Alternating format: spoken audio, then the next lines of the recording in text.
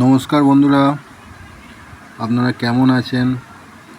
আশা করি আপনারা সকলেই ভালো আছেন। আমি আরএস। আজ 1 জুলাই। আমরা এখন আলোচনা করব 2 জুলাই বৃহস্পতিবার আমাদের ইন্ডিয়ান স্টক মার্কেটে কি হতে পারে বা কি হতে চলেছে সেই বিষয় নিয়ে আমরা এখন আলোচনা করব। আমার আলোচনার বিষয়টা বিশেষ করে ডাটা বেসিস থাকে।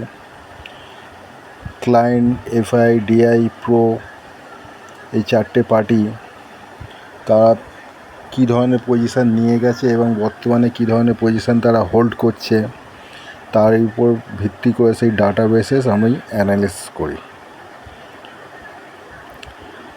ডাটায় খুব বেশি কিছু রদবদল হয়নি।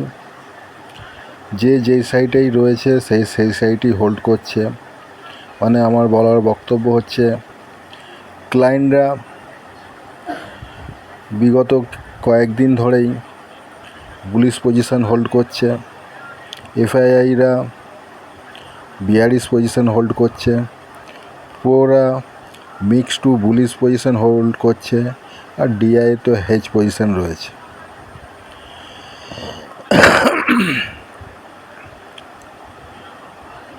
ক্লায়েন্টরা সব দিক থেকেই মার্কেটে এখন বর্তমানে তারা প্রচণ্ড বুলিশ, মানে এক্সট্রিম বুলিশ যাকে বলা হয়। ক্লায়েন্টের কাছে বর্তমান যে পজিশন আছে সেইগুলো হচ্ছে, ইন্ডেক্স ফিউচারে ওরা 1,90,000 কন্ট্রাক্ট বাই পজিশানে রয়েছে। ইন্ডেক্স কলে 1,35,000 কন্ট্রাক্ট বাই পজিশানে রয়েছে এবং ইন্ডেক্স পুটে 7 লক্ষের মতন ইন্ডেক্স পুট সেল করে রেখেছে। মানে ইন্ডেক্সের ক্ষেত্রে 3টে সেগমেন্টেই তারা বুলিশ। স্টকের ক্ষেত্রে স্টক ফিউচার ডিআইরা 100% সেলার এবং 90% ক্লায়েন্টরা স্টক ফিউচার বাই করে রেখেছে,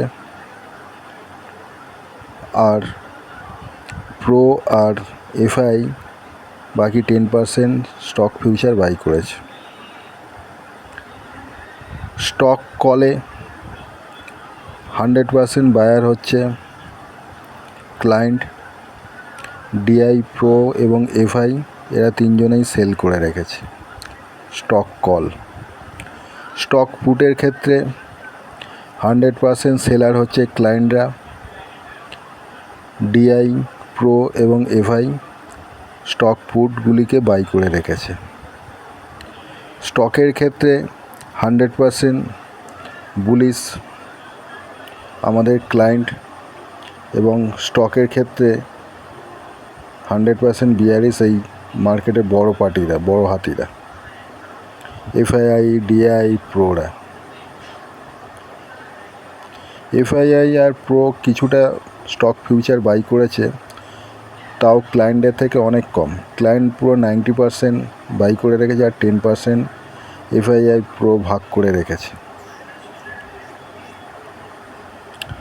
এবার আসা যাক এফআইআইদের পজিশন নিয়ে বলি। ইন্ডেক্সে এফআইআইরা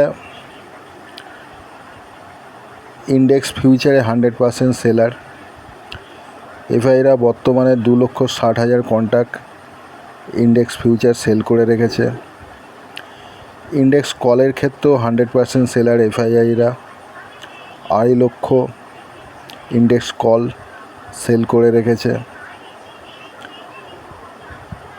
আর পুট 5,05,000 ইন্ডেক্স পুট বাই করে রেখেছে।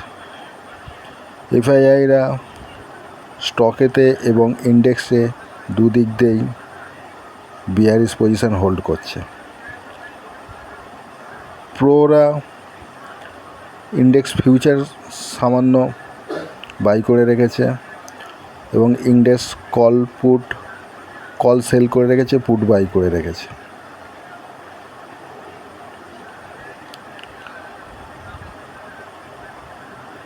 ইন্ডেক্স ফিউচার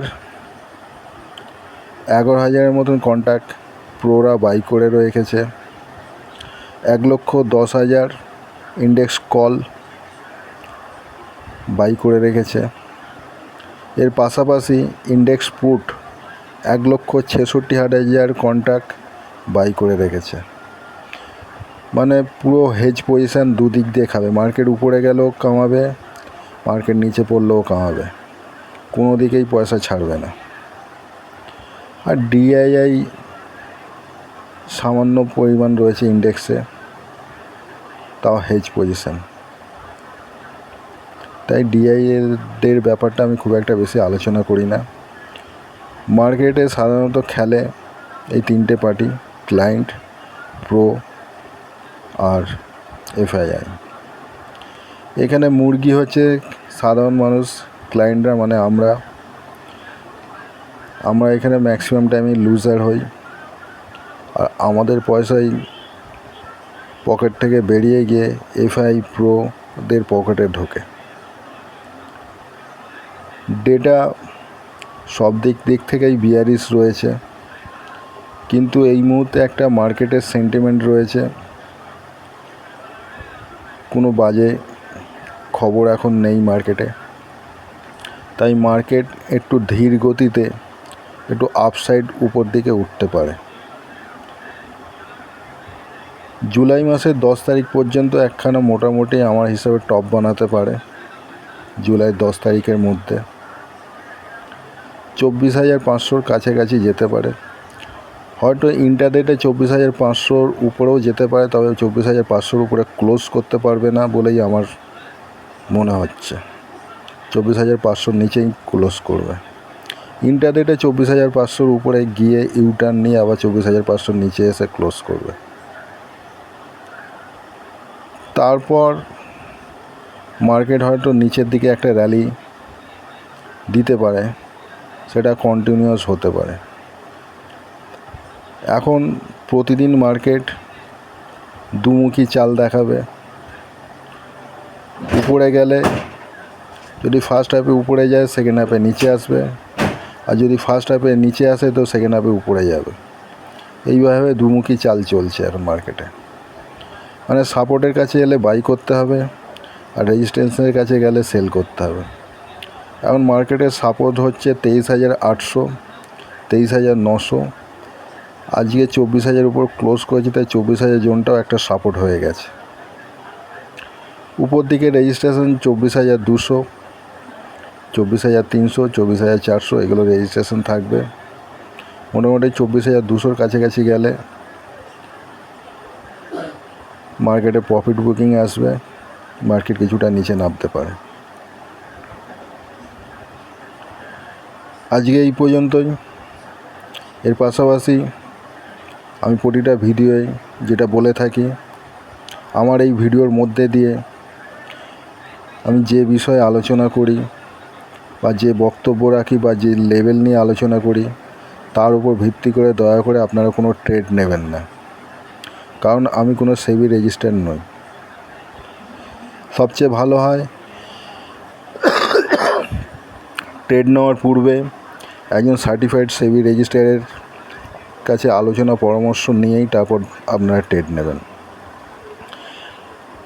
এরপরেও যদি আপনারা কোনো ট্রেড নেন, সেই ট্রেডের লাভ বা লস যাই হোক না কেন, তার দায়ভার আমি বা আমার চ্যানেল কোনো দিন বহন করে না বা করবেও না।